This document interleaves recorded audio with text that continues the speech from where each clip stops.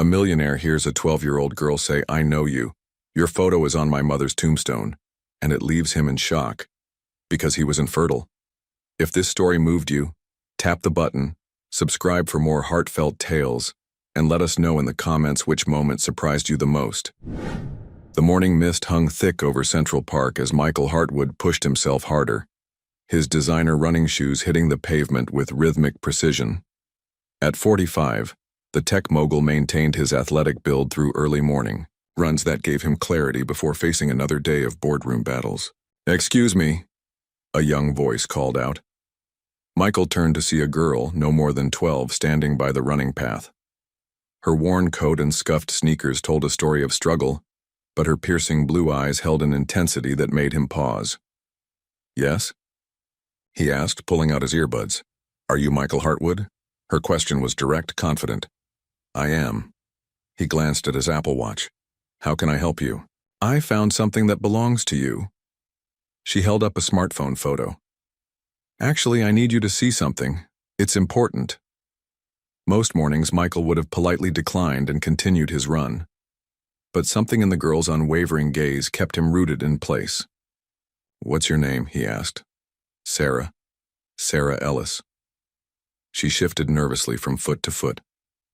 "I've been waiting here every morning for 2 weeks hoping to find you." "Find me for what exactly?" "There's a grave. In Queens. My mother's grave. Your picture is on it." Michael felt his pulse quicken. "That's impossible. I don't know anyone who's—" "Grace Matthews," Sarah interrupted. "Ring any bells?" The name hit him like a thunderbolt. Grace. His mind raced back 24 years to a whirlwind romance that had ended as quickly as it began. She'd vanished without explanation, leaving him heartbroken and wondering what he'd done wrong. "Grace?" he whispered. "Yes. And the date on her headstone. She died 2 months after I was born. The math is pretty clear, Mr. Hartwood." Michael's legs felt weak. His doctor had confirmed years ago that he was infertile after his accident. This couldn't be real. "Take me there," he said, surprising himself. "Show me this grave." Sarah's shoulders relaxed slightly as if she'd been holding her breath. "It's in Garden Cemetery. I can lead you there." 45 minutes later, Michael stood before a modest granite headstone, his world tilting on its axis. There, engraved alongside Grace's name and dates, was a photograph from 1995. Him, younger, happier, arm around a radiant Grace at the Metropolitan Museum of Art. He remembered that day perfectly. It was their second month together before everything fell apart. "She kept our picture," he murmured, touching the cold stone. "She kept everything," Sarah said quietly. "And she told me stories about you. The brilliant man who loved art and numbers, who made her laugh, who promised her everything." Michael knelt beside the grave, emotions flooding through him. If Grace died 8 weeks after Sarah's birth, the timeline added up with terrifying accuracy. But how? His sterility diagnosis had been definitive. "Sarah," he said carefully, "what do you remember about your father?" "Nothing. Mom said he didn't know about me, that it was for the best." Her voice caught. "But I found your picture in her things after she died last year. I had to find you." Michael stood, his mind reeling with questions that demanded answers. One thing was certain. His carefully structured life had just been shattered by a revelation that challenged everything he thought he knew about his past. Michael sat in his Fifth Avenue study, the photograph Sarah had shown him spread across his mahogany desk. Grace's smile haunted him. That same radiant expression he'd fallen in love with decades ago. The Manhattan skyline glittered beyond his window, but he saw only memories. Grace. God. How he'd loved her. They'd met at a charity gala, both strangers, who'd snuck away to the museum's sculpture garden to escape the crowd. 3 magical months followed, stolen weekends in Connecticut, midnight walks through Central Park, planning a future together. Then suddenly silence. His sister Jackie had explained. Grace wanted money, not love. The letters Jackie showed him proved it. Lies, Michael whispered now, crushing one of the forged letters Jackie had kept. All lies. His phone buzzed. Doctor, Peterson returning his call. Michael, you asked about your fertility records from '96? Yes, was I definitely infertile? Papers rustled. Interesting. The notes say severely impaired but not impossible.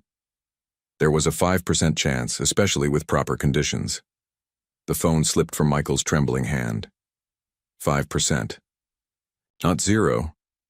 Jackie had led him to believe otherwise, using the accident as ammunition against Grace. That accident, the night he'd sped away after fighting with Jackie about Grace, the crash that left him broken and believing he'd never father children. How convenient for his controlling sister. Sarah's face flashed in his mind, those piercing blue eyes exactly like Grace's. The determined set of her jaw reminded him of himself. Sarah, he muttered, tasting the name for the first time as his daughter's daughter. The word struck him like lightning. For 24 years he'd mourned lost fatherhood while his child grew up without him. Every missed birthday, school play, bedtime story, all stolen by deception. Michael grabbed his coat. He needed to see Sarah again to understand everything, but first he had accounts to settle with the family member who'd manipulated them all. Jackie had protected him, she'd claimed, saved him from a gold digger, but at what cost? A daughter lost, a love destroyed. 12 years of Sarah growing up without her father. It was time for truth, painful as it might be. The following morning, Michael faced the locked filing cabinet in Jackie's old study. His sister had moved to Paris years ago, but her office remained untouched, a shrine to her controlling influence over his life. With trembling hands, he pried it open with a letter opener. "Come on, Jackie," he muttered. "What else did you hide?" The first discovery made his blood boil. Bank statements showing quarterly payments to Grace M. Chicago, all authorized by Jackie's signature. $50,000 every 3 months for years after Grace supposedly disappeared. She was paying her off, Michael whispered. But why Chicago? Grace lived in New York. His phone rang. Sarah. Mr. Hartwood? I wanted to say sorry if I upset you yesterday. Sarah. His voice gentled. You did nothing wrong. Can I see you today? There are things I need to tell you about your mother. They met at a small cafe near Central Park. Sarah arrived, carrying a faded leather portfolio. Mom's keeper of memories, she explained, setting it between them. Inside lay photographs, letters, hospital records. She had a heart condition, Sarah continued. Congenital, but she hid it from everyone, even me, until the end. The pregnancy made it worse, but she refused treatments that might hurt me. Michael studied a photo from the hospital. Grace, radiant despite her obvious illness, holding newborn Sarah. Another showed the same piercing blue eyes in both mother and daughter. Did she mention me often? All the time. She said you were brilliant, kind, but that circumstances kept you apart. She never said what circumstances. Michael's jaw clenched. I was lied to, Sarah, by someone I trusted. Your mother and I. We loved each other deeply, but my sister intercepted our communications, forged letters, manipulated us both. Sarah's eyes widened. Your sister did this? Jackie convinced me Grace was a gold digger. Showed me fake letters demanding money. After I had an accident, she used my medical condition as another reason to keep us apart. His voice broke. I've been mourning you and your mother for years, believing I could never have children. Sarah reached across the table, her small hand covering his. Mom kept all your pictures, every article about your business. She said you'd find us when the time was right. I should have fought harder, Michael said. I should have never believed Jackie without confronting Grace myself. What happens now? Sarah asked, her voice barely above a whisper. Michael looked at this extraordinary girl, his daughter who'd spent weeks tracking him down, who carried her mother's courage in her young heart. Now, he said firmly, We build the relationship we should have had all along, if you'll have me as your father. 4. The first time since they'd met, Sarah smiled. Grace's smile mixed with something uniquely her own. I already do, she said. Michael stormed through the lobby of his sister's Manhattan office building. Though Jackie worked remotely from Paris, she maintained a corporate suite for New York visits. He'd scheduled a video call, but needed the privacy of her office to face her properly. Michael. Jackie's polished face appeared on the monitor, her French apartment visible behind her. What's this emergency about? Sarah, he said flatly, watching her freeze. Grace's daughter. My daughter. The color drained from Jackie's face. I don't know what you're... Stop. His voice cut through her denial. I found everything. The payments. The intercepted letters. The lies about the accident, my sterility, all of it. Jackie's composure cracked. I was protecting you. That woman wanted your money, Michael. She was manipulating you. She was carrying my child. Michael slammed his fist on the desk. While you were protecting me, I lost 12 years with my daughter. Grace died alone, believing I'd abandoned her. I sent money, Jackie defended. After I found out about the pregnancy, I made sure they were provided for. What more could I have done? You could have told me the truth. Let me make my own decisions. Jackie's usual confidence wavered. You were young, vulnerable. She would have destroyed you, taken everything. Michael stared at his sister's image. Instead, you destroyed my chance at real happiness. Sarah grew up without her father. Grace died thinking I didn't care. I did what I thought was best. For whom? For me or for your control over my life? He leaned forward. You've always needed to manage everything about me. College, career, relationships. When will it be enough? Jackie was silent for a long moment. I see her mother in her, she finally said. In the photos, they have the same look. Yes, the look of someone fighting against all odds. Something you'd understand if you weren't so busy arranging other people's lives. What happens now? Jackie asked, her voice small. I'm being a father. Sarah deserves that much. As for us... Michael paused, searching for words. I need time. To understand why you did this, to forgive maybe, but not to forget. Michael, please. He ended the call, leaving Jackie's pleas unanswered. The truth was out, but the damage spanned decades. Could a family torn apart by lies ever truly heal? Later that day, he met Sarah's grandparents, Grace's parents, who'd raised Sarah since Grace's death. Martha Matthews welcomed him with guarded warmth while Frederick remained wary. We weren't sure if finding you was the right thing, Martha admitted over tea. Grace protected your memory so carefully, but Sarah needed to know her father. I need to know her too, Michael assured them. And to make up for lost time, Frederick spoke finally. Don't overwhelm her. She's been through enough loss. Michael nodded, understanding the weight of their trust. This wasn't just about him and Sarah. It was about honoring Grace's memory and building a bridge between families separated by deception. That evening, as Manhattan's lights twinkled below his penthouse, Michael realized his journey to redemption had just begun. Sarah met him at a diner in Queens, her choice. No fancy restaurants, no corporate boardrooms, just a booth with vinyl seats and milkshakes on the menu. Mom used to bring me here, she explained, sliding into the seat. It was our Friday tradition.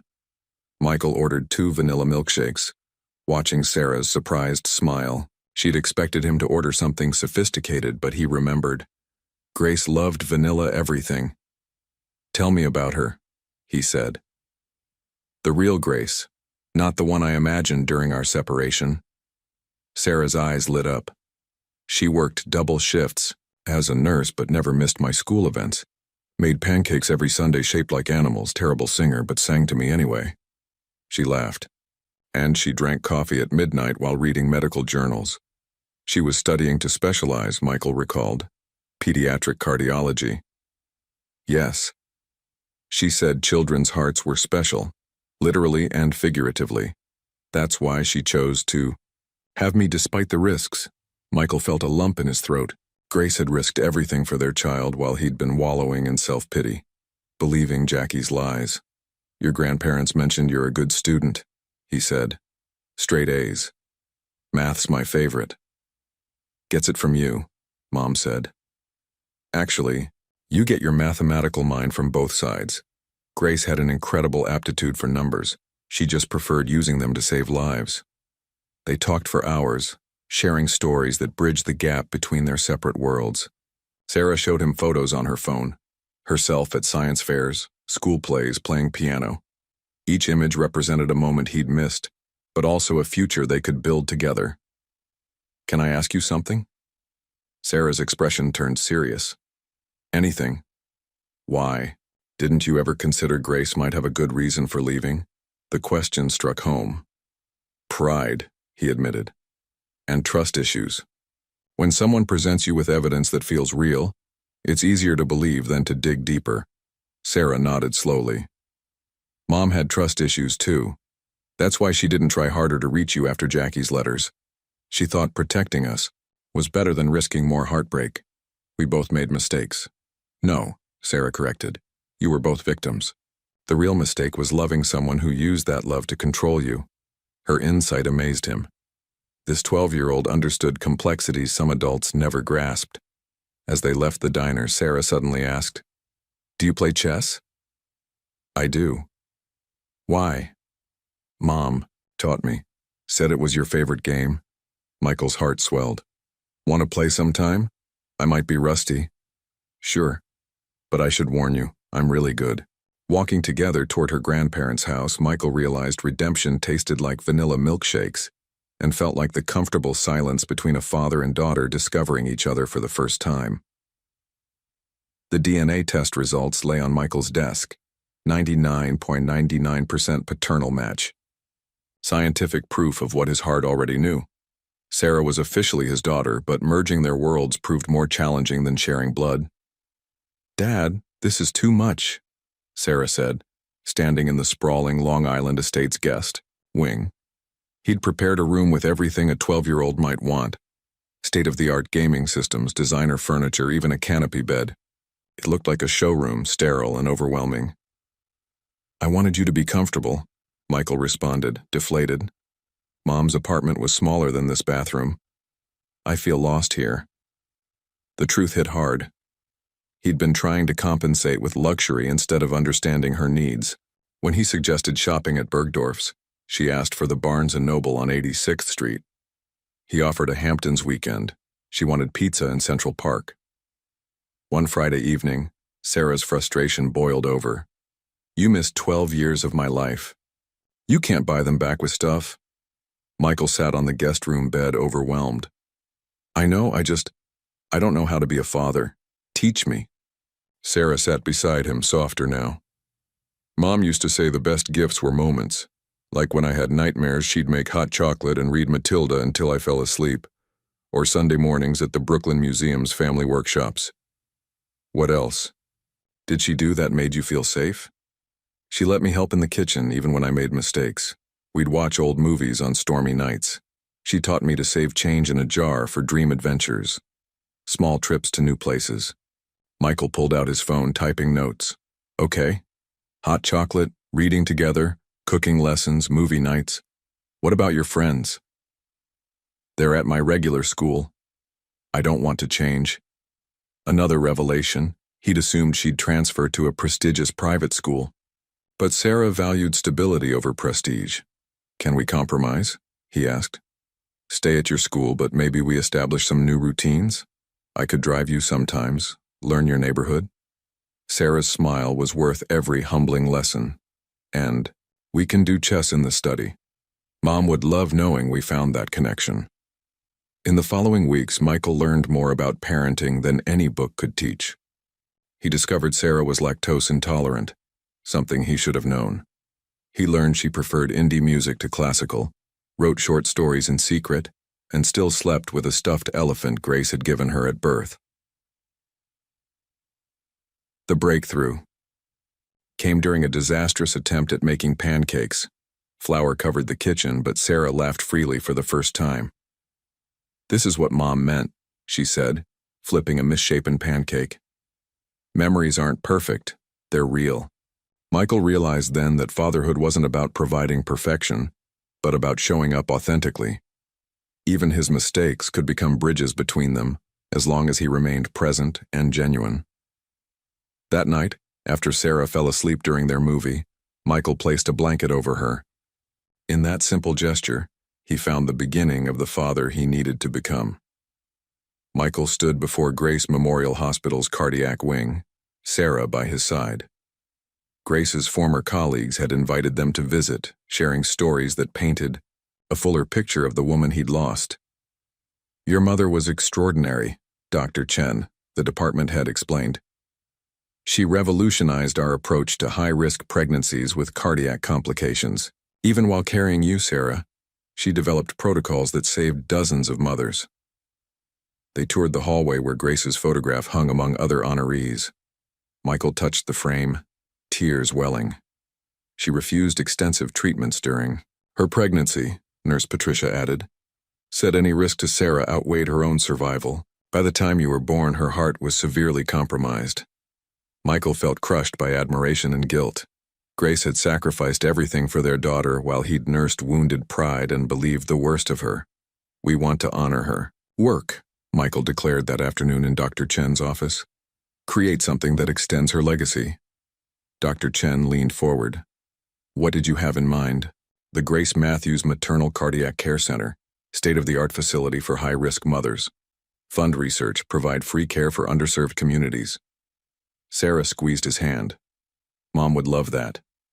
As they developed plans, Michael learned Grace had quietly helped families afford medical care, often using her own paycheck. Her kindness rippled through the hospital community. "There's something else." Dr. Chen retrieved a sealed envelope. "Grace left this in case you ever appeared. She updated it annually." With trembling fingers, Michael opened it. Inside, Grace's familiar handwriting. "My dearest Michael, if you're reading this, you found Sarah. Thank you. I know Jackie's interference hurt us both, but I chose silence to protect what I couldn't bear to lose twice, your love and trust. Sarah carries your brilliant mind and my stubborn heart. Help her become everything we dreamed of together. I never stopped loving you. Grace." Sarah read, over his shoulder, tears streaming. "She waited for you, even at the end." That night, Michael called an emergency board meeting. He announced redirecting significant company resources toward maternal health care. Critics warned of financial risks, but Michael remembered Grace's courage and stood firm. "Money recreates itself," he addressed his board. "Missed opportunities with family don't." As he left the hospital, Michael made another decision. He'd relocate his primary office to the hospital complex. Sarah could visit after school, see her mother's workplace firsthand, understand the legacy she inherited. Walking hand in hand with his daughter, Michael felt Grace's presence in the crisp autumn air. They were building something together, not just a medical center, but a bridge between past regrets and future possibilities. "Dad?" Sarah asked. "Do you think Mom knows we found each other?"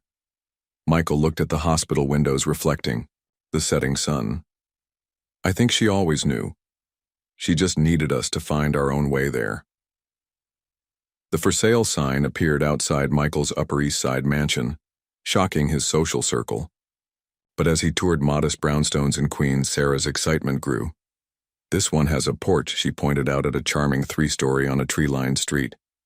"And it's only 20 minutes from Grandma and Grandpa." "You're sure about this?" Michael asked. Moving to Queens represented more than changing zip codes. It meant embracing a different lifestyle, one focused on community over status. "Mom always said home isn't about size, it's about who's in it." They chose a brownstone with built-in bookshelves and a backyard perfect for a chess table. Sarah claimed the second floor, insisting they paint it together. Watching her select colors, Michael realized he'd missed countless milestones. First day of school anxieties, friendship dramas, growth spurts marked on door frames. One Saturday afternoon, while unpacking Sarah's belongings, she unveiled a battered chess set. Mom bought this at a thrift store, said it belonged in our family.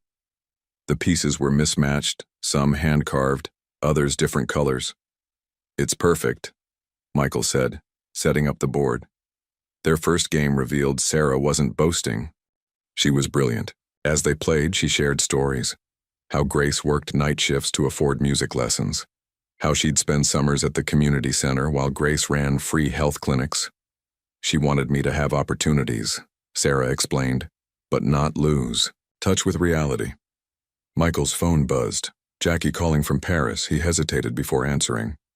Michael, I heard about the move. Are you sure this is wise?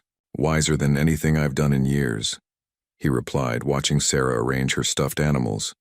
But the society pages aren't raising my daughter or helping me be a better father. He paused. Jackie, I'm not angry anymore. I understand your intentions, however misguided, but I'm building a new life now. After the call, Sarah looked up. Aunt Jackie? She's struggling to understand my changes. People change when they find what matters, Sarah observed. Mom changed after having me. You're changing now. Her wisdom astounded him daily. This girl who'd grown up without her biological father possessed emotional intelligence beyond her years. That evening, as they grilled burgers in the backyard, Michael noticed neighbors waving. Martha and Frederick arrived with homemade potato salad, creating an impromptu dinner party. Sarah laughed freely, playing with neighborhood kids, while Martha shared Grace stories that painted vivid pictures of her daughter's childhood. You're building something beautiful, Martha whispered later, watching Sarah teach other kids chess on the back porch. Sarah's building it, Michael corrected. I'm just finally showing up. As Sarah fell asleep that night, she called him to her bedside. Dad? Yes? This feels right.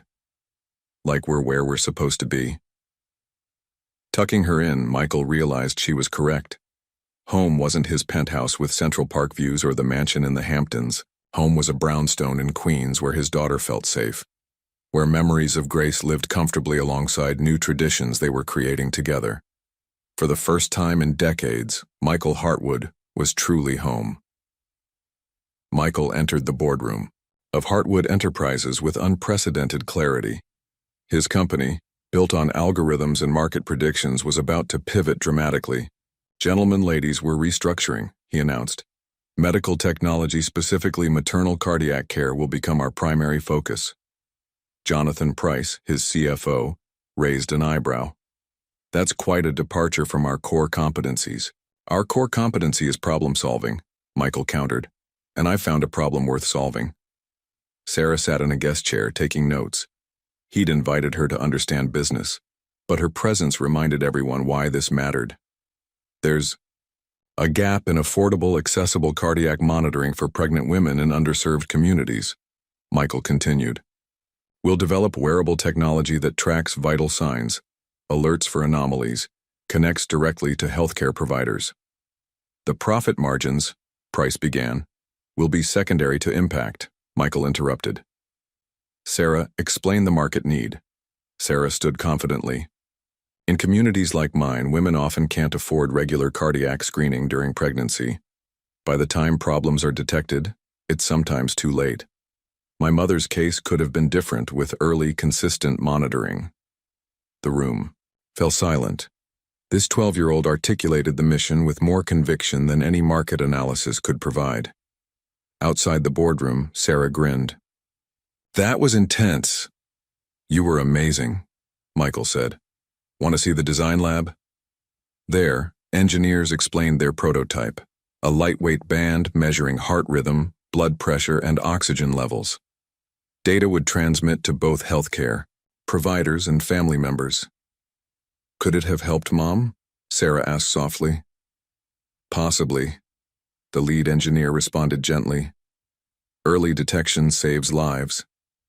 Michael squeezed her shoulder, understanding the weight of what if she carried.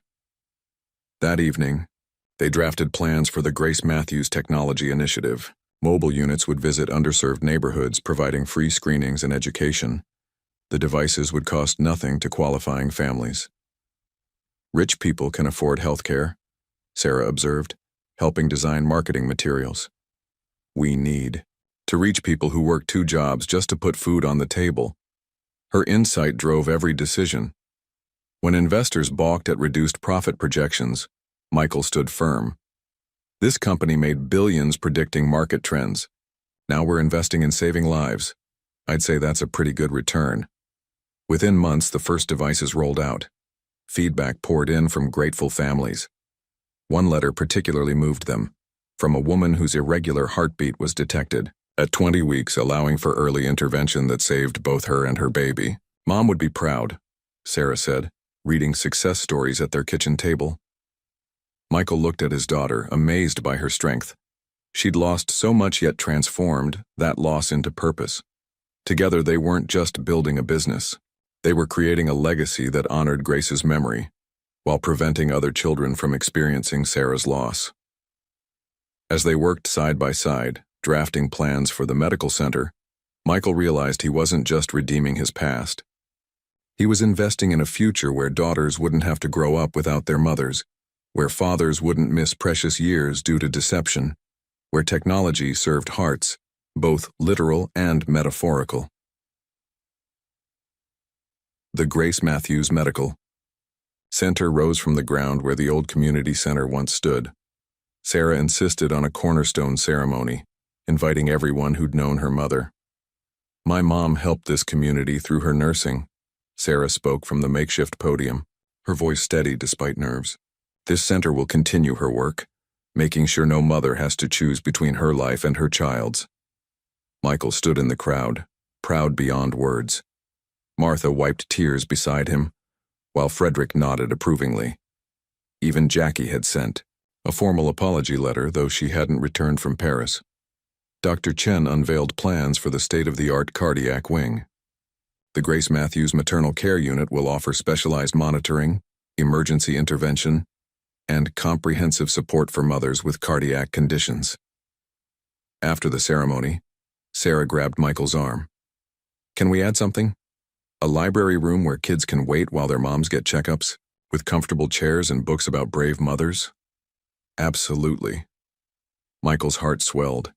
His daughter understood design thinking intuitively, seeing needs others missed. That evening, they worked on the hospital layout. Sarah sketched a play area resembling where Grace used to take her during hospital visits. I'd do homework while Mom worked late shifts, she explained. Other kids were there too, waiting for their parents. It was lonely sometimes. We'll make it welcoming, Michael promised. What else would have helped? Windows that open, plants that don't die, maybe a small garden where families can have picnics. As they consulted architects, Sarah's ideas proved brilliant. The waiting areas felt more like community spaces. Natural light flooded pediatric wards. Gardens provided healing spaces for grieving families. Construction began rapidly. Michael redirected more company resources, selling his yacht and private jet. The media questioned his fiscal responsibility, but he responded simply, "My priorities have changed." 6 months later, during a site visit, Sarah touched his arm. "Dad, can I tell you something?" "Always. I used to be angry at you for not being there, but now I understand. Sometimes the biggest mistakes lead to the most important changes." Her forgiveness felt like a weight lifting. "Your mother saw something in me worth fighting for. I'm just grateful I found my way back." To both of you, a construction worker approached.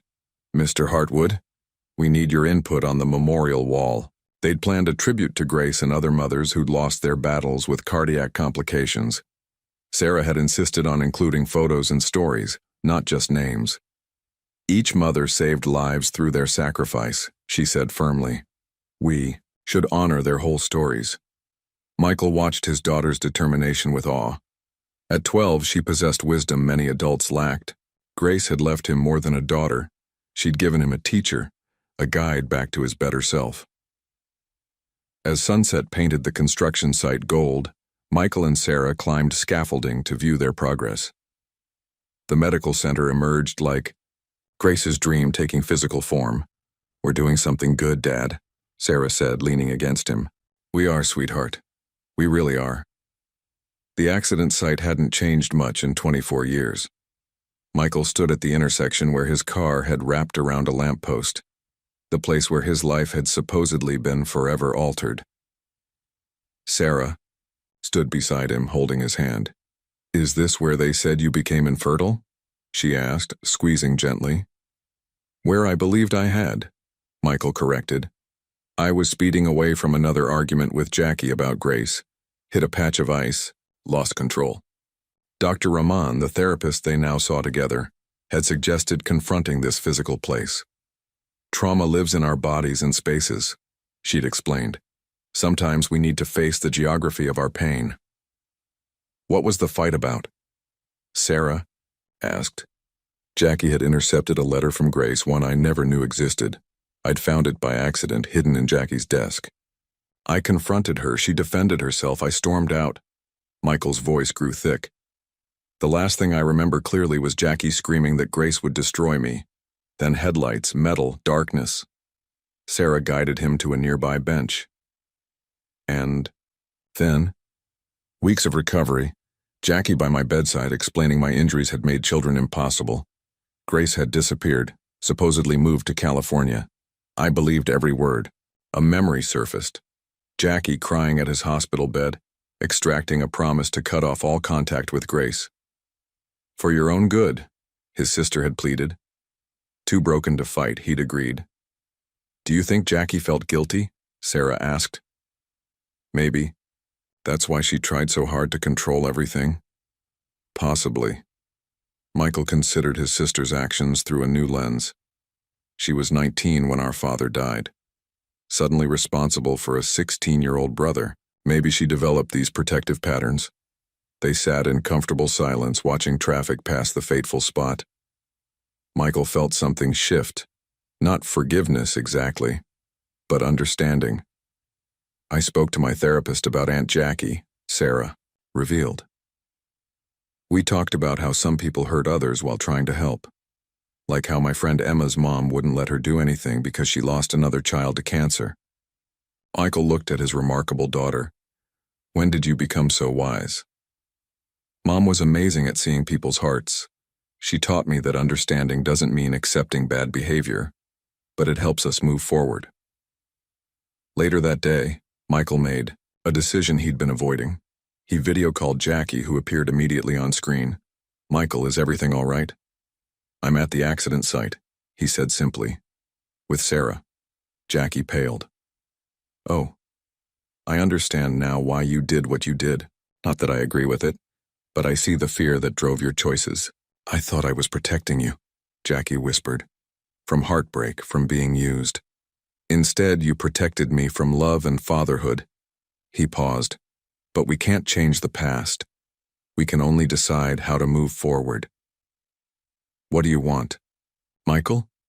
I want my sister back. Not the one who makes decisions for me, but the one who supports them. Sarah deserves to know her aunt, the real you, not the controlling guardian who shaped my life. Jackie's tears flowed freely. I've missed. You missed being family. Then let's start again. Honestly this time. After the call, Sarah hugged him. That was brave, Dad. You give me courage. He returned the embrace, marveling at how this child of his heart had grown stronger through adversity.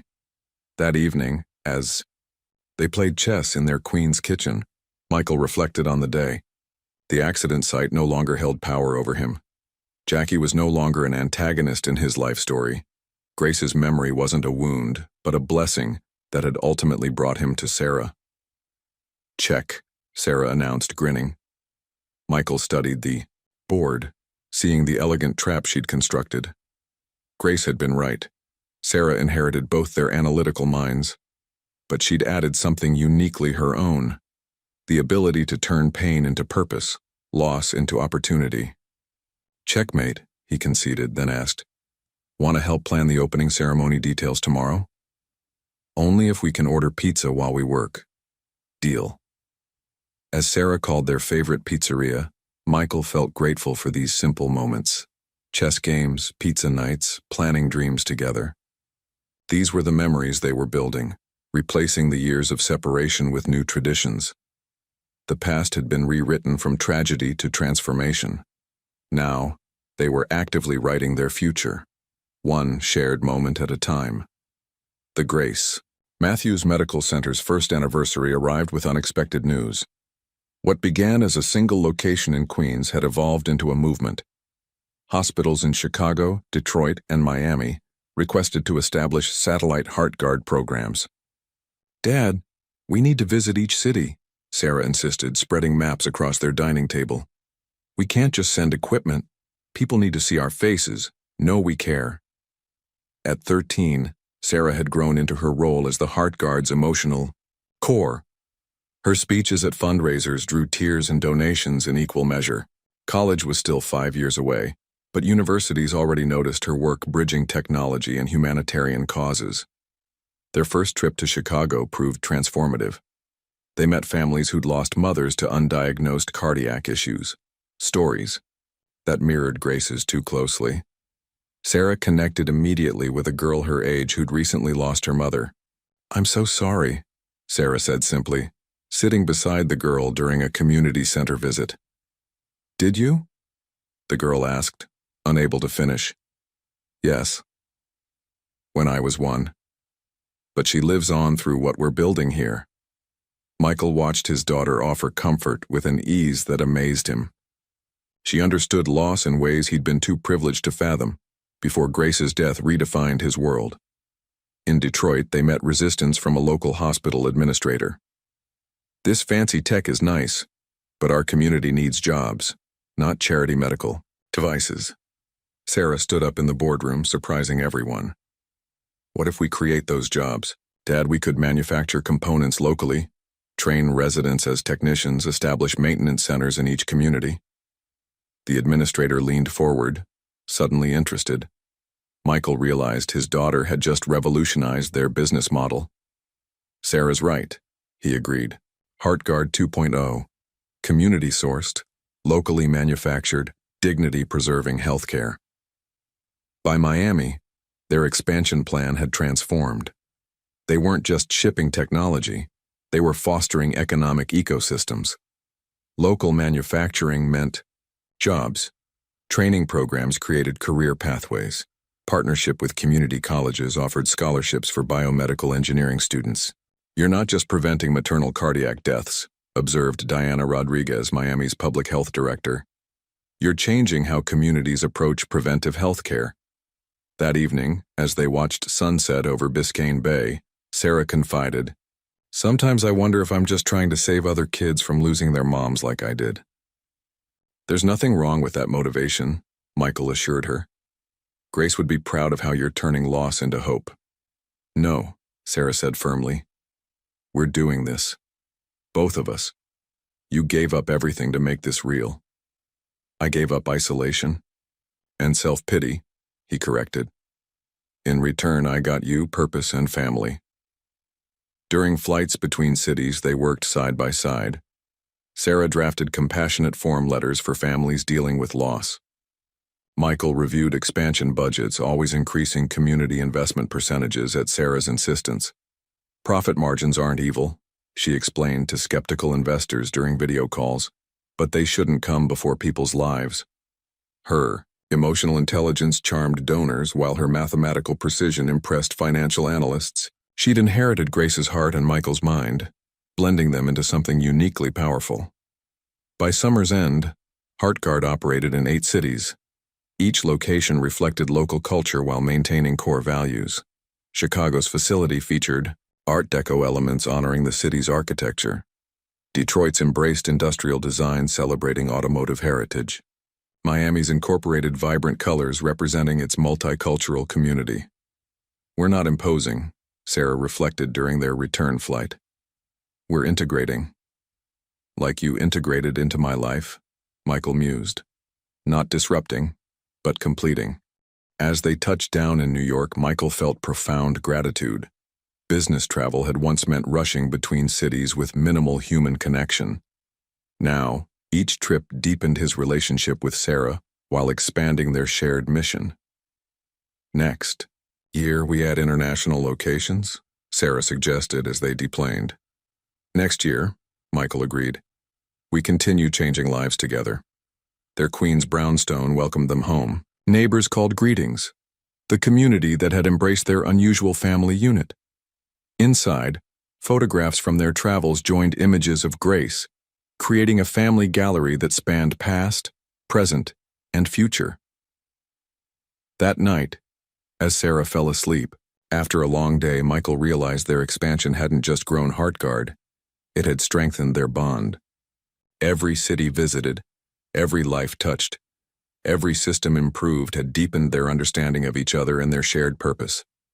Standing in the doorway of her room, watching his daughter sleep peacefully, Michael knew Grace hadn't just given him a child. She'd given him a partner in changing the world, one heart at a time. The wedding dress felt foreign on Dr. Amelia Carter as she adjusted her veil in the hospital staff room mirror. She wasn't just marrying Michael Hartwood today, she was joining a family with deep scars and extraordinary healing. Nervous? Asked Sarah, now 16, helping with final adjustments. Excited, Amelia corrected. And grateful. Their relationship had begun professionally 18 months earlier. Dr. Carter specialized in pediatric cardiology, exactly what Grace had aspired to become. When she joined the Grace Matthews Medical Center, she'd expected innovative technology and humanitarian mission. She hadn't expected to fall in love with the man creating it all. At first, Michael had dated cautiously, hyper-aware of Sarah's feelings. I don't want another woman to ever replace Grace in your heart, he'd assured. His daughter. Dad? Sarah had responded with teenage wisdom. Mom can't be replaced, but we have room for new love. Amelia had won Sarah over through genuine connection, not forced efforts.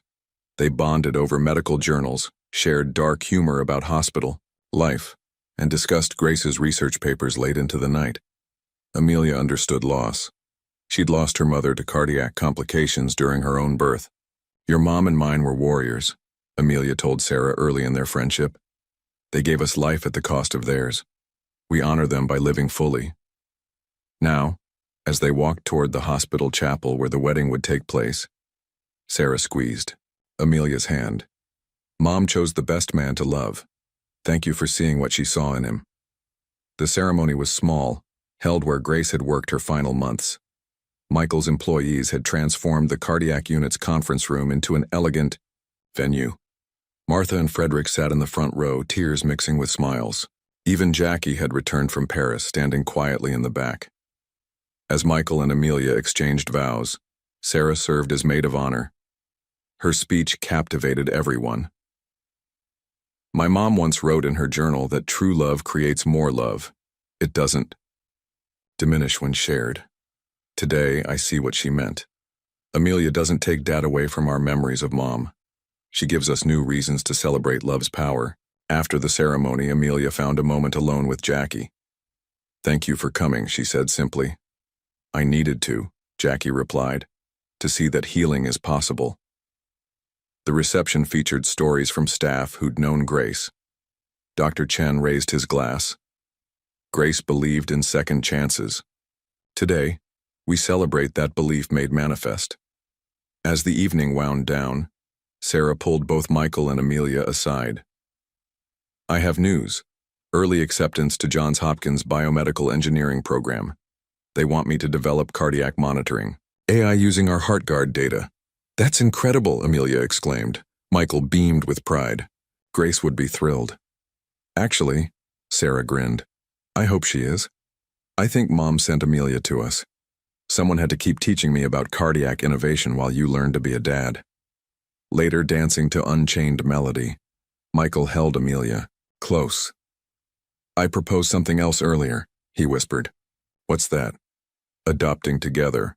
There are children in our program who need families, kids who've lost parents to cardiac complications. Amelia pulled back to look at him. You'd expand our family? Grace taught me that love multiplies. Sarah taught me that family isn't limited by blood. The next morning, they found Sarah in the medical center's cafe, discussing cardiac algorithms with young patients. A 5-year-old boy approached Michael, tugging his sleeve. "Mr. Hartwood, my mama uses your heart watch. She's getting better now." Michael knelt to the child's level, overwhelmed by the tangible impact of their work. This was what Grace had envisioned: technology, serving humanity's most vulnerable moments. As Amelia joined them and Sarah translated medical terms into kid-friendly language, Michael felt complete. His family had been broken by deception, healed through discovery, and now expanded through love. That evening, reviewing adoption agency profiles, they selected their first potential addition, twin 7-year-old girls who'd lost their mother to complications similar to Grace's. "They need stability," Sarah observed, studying their photos. "And someone who understands their specific loss." "Think you're ready to be a big sister?" Michael asked. "I've been practicing for years," she laughed. "Just ask the kids at the center." As they prepared to meet the twins, Michael reflected on life's unexpected journeys. His path had twisted through deception, loss, and denial before leading home to love. Now, with Amelia and Sarah, he was building something greater than his original dreams. A family forged not by blood alone, but by choice, healing, and shared purpose. "Grace would love this," he whispered to the evening sky. "She does," Sarah said simply, appearing beside him. "Every heart we save carries a piece of her love forward." Together they stood on their brownstone's porch, ready to welcome new chapters while honoring the past that had brought them together. Love had indeed multiplied, creating an ever-widening circle of hope. 5 years later, Sarah stood at the podium of Johns Hopkins Medical School auditorium, freshly graduated at 21. Her thesis on AI-driven cardiac predictive modeling had revolutionized early intervention protocols. 3 years ago, she began her commencement speech. "My sister Emma asked me why I work so hard. Emma and Sophie are orphans we adopted. They lost their mother the same way I lost mine, to cardiac complications during pregnancy. I told her that every algorithm I create, every device we improve, prevents another child from growing up without their mom." Michael sat in the front row with Amelia, holding 8-year-old Emma and Sophie's hands. The twins had struggled initially with attachment, but family therapy and unconditional love had helped them bloom. Sophie excelled at art, painting heartwarming pictures of their blended family. Emma, the more analytical twin, shadowed Sarah relentlessly, already talking about medical school. "Tonight, Emma will sleep without nightmares because she knows our HeartGuard system monitored our pregnant patients today. Sophie draws pictures of hearts with wings because she understands that love transcends physical presence. These are the victories that matter." After the ceremony, Martha approached with surprising news. "Your grandfather is selling the diner. I have an idea. Turn it into a resource center for mothers. Cooking classes, nutrition workshops, support groups." "Funded by the foundation?" Michael asked eagerly. "Partially, but also community supported. The neighborhood has changed. Young families moving in need gathering spaces." That evening, they celebrated at the transformed diner. Still family-owned, it now featured HeartGuard bracelets as complimentary equipment for pregnant patrons. The jukebox played Grace's favorite songs, while photos of the medical center's impact decorated the walls. Jackie surprised everyone by arriving from Paris. "I've decided to relocate," she announced. "The foundation needs a development director who understands family dynamics gone wrong." Sarah hugged her aunt, appreciating the irony. "Welcome to the chaos." Later, as they walked through Central Park, where Sarah had first approached Michael 7 years ago, memories flooded back. The scared 12-year-old seeking her father had grown into a formidable young woman reshaping maternal health care. "Dad," Sarah said, "I've decided to pursue pediatric cardiology after all, but with a focus, developing heart surgery techniques for babies with genetic conditions. Emma has a heart murmur that might need intervention someday." Michael's heart swelled. "Grace would be proud. She always said you'd make your own path." "Not alone," Sarah corrected. "We've all made this path, together." At the brownstone that night, family movie night had expanded considerably. Emma and Sophie cuddled with Amelia while Sarah and Michael played chess. Jackie, adjusting to jet lag, offered commentary on their moves, slowly rebuilding her relationship with Michael through shared interests. "Check," Sarah announced, then looked up. "Quick question. Hopkins offered me a position on their cardiac AI research team, but USC wants me for their maternal health innovation center. What do you want?"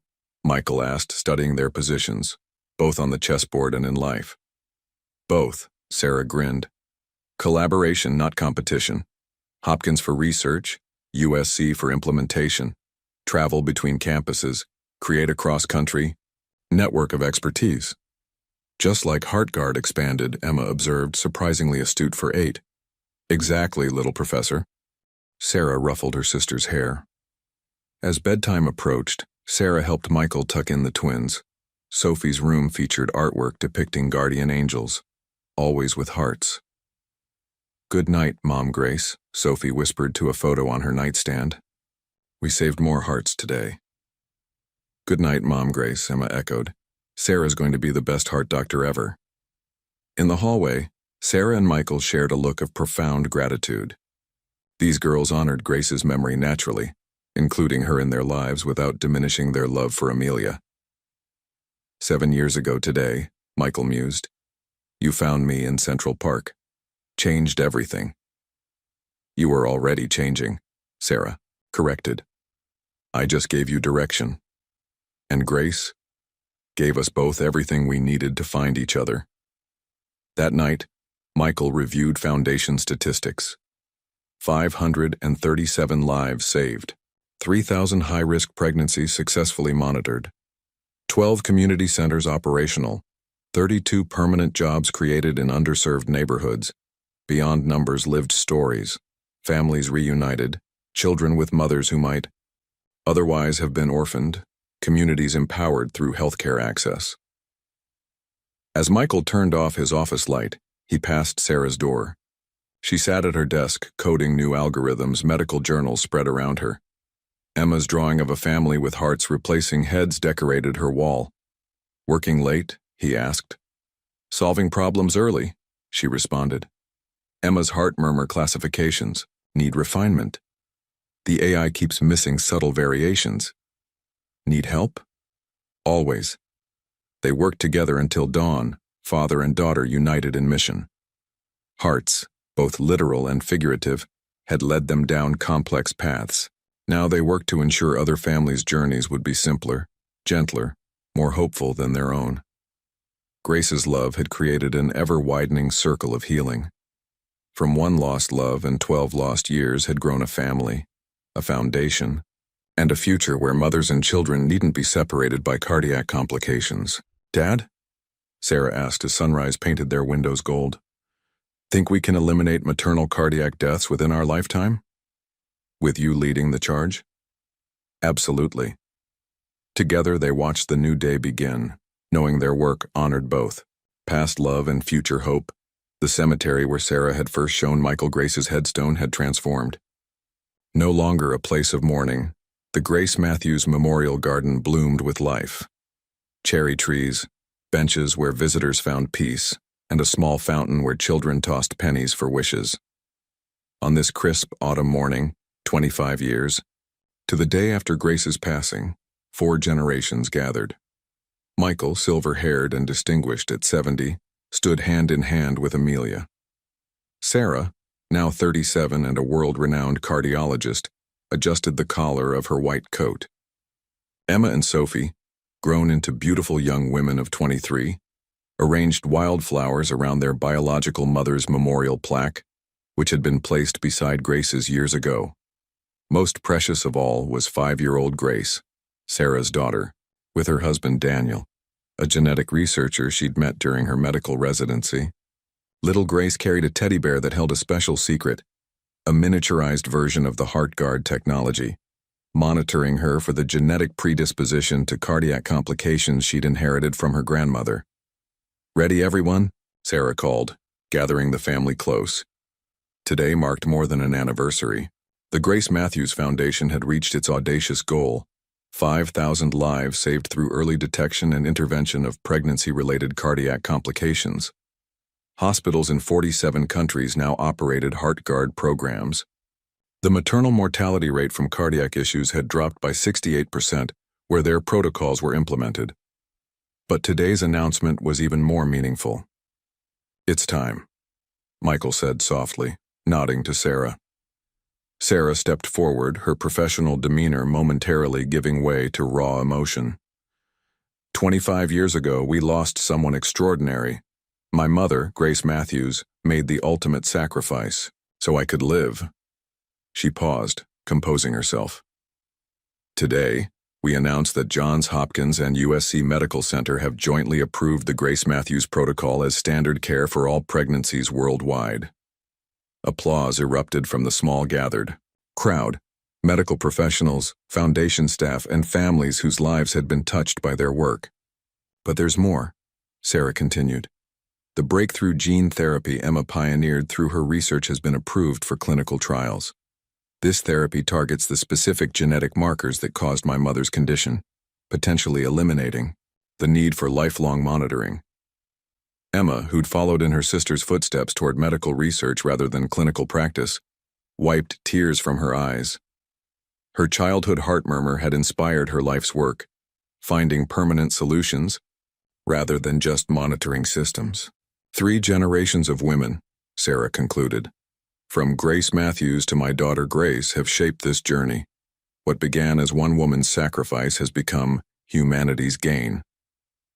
After the formal announcement, the family gathered at Grace's headstone. For a private moment, Michael knelt, placing a single white rose on the marble. "We did it, Grace," he whispered. "Every promise fulfilled." Little Grace touched the photograph on the headstone. "That's who I'm named after, right, Mommy?" "Yes, sweetheart," Sarah answered. "Your grandmother had the biggest heart of anyone I've ever known. And you have her smile." Michael watched his granddaughter trace the inscription with tiny fingers. His mind drifted back to that fateful day in Central Park, when a determined 12-year-old had changed his life forever. The journey from that moment to this one had been filled with pain, healing, forgiveness, and ultimately transcendent love. "Sarah," he said as they walked back to their cars, "there's something I've been meaning to tell you." "What is it, Dad?" "I'm retiring from the Foundation's day-to-day operations. It's time for new leadership." Sarah nodded thoughtfully. "The twins are ready. Sophie's community outreach programs have revolutionized how we connect with underserved populations, and Emma's research speaks for itself. And you? Will you continue splitting time between clinical work and research?" Sarah's gaze found her daughter, running ahead with Amelia. "Actually, I've accepted the directorship of the new Global Maternal Health Initiative. It means more travel, more advocacy, less hands-on medicine." "Grace would approve," Michael said. "You've saved more mothers than any individual physician could through direct practice." "We all saved them," Sarah corrected. "Every person who believed in our mission, every family who shared their story, every donor who funded our work." Back at the brownstone, expanded over the years to accommodate their growing family but still in the same Queens neighborhood, they gathered for Sunday dinner. 4 generations around one table, sharing stories and dreams. "Aunt Jackie sends her regrets," Sophie announced, reading from her phone. "The Paris Center had an emergency, but she'll video call later." Jackie had found her purpose leading the Foundation's European expansion. Her organizational skills, once used to control Michael's life, now saved mothers across continents. Redemption came in unexpected forms. After dinner, Michael retreated to his study, where photographs chronicled their journey. Sarah at her high school graduation, the twins on their adoption day, Sarah's wedding, Emma receiving her research fellowship, Sophie breaking ground on the first community outreach center, his granddaughter's birth. Each image represented a victory over the deception that had nearly destroyed their family. "Penny for your thoughts," Amelia said, joining him. "Just reflecting on life's strange paths," he replied. "How loss led to discovery, discovery to purpose, purpose to family, and family to legacy, she completed, embracing him. Sarah appeared, in the doorway, her daughter on her hip. "Dad, little Grace has a question for you." The child's eyes, so like her grandmother's, held curiosity. "Grandpa, Mommy says you knew my other grandma a long time ago. Was she pretty?" Michael lifted the child onto his lap. "She was beautiful, inside and out, and she gave me the greatest gift of my life." "What was that?" Grace asked.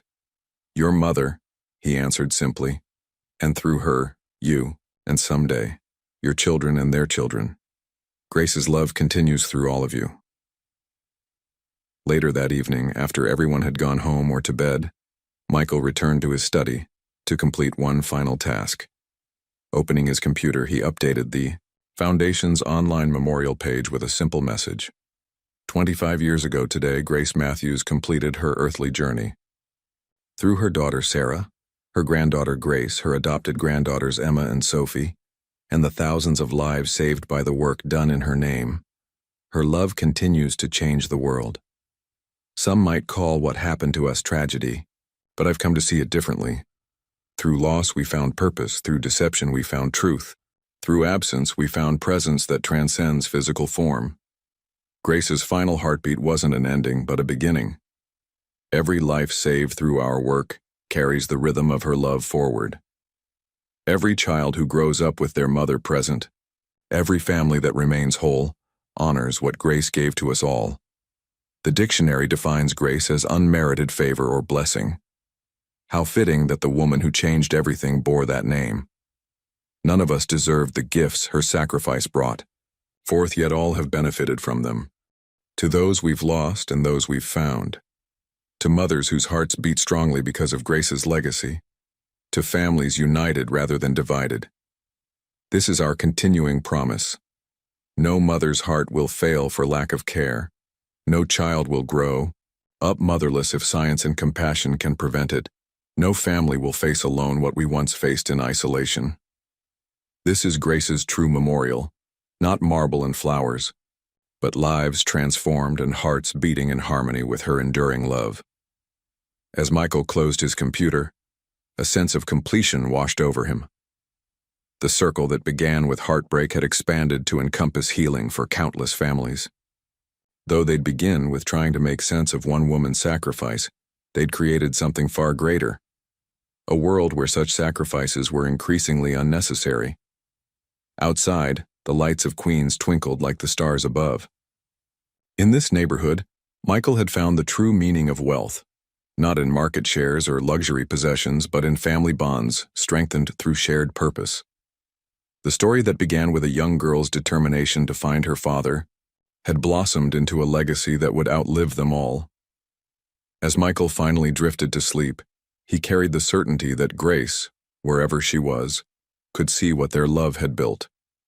And that knowledge brought the deepest peace he'd ever known.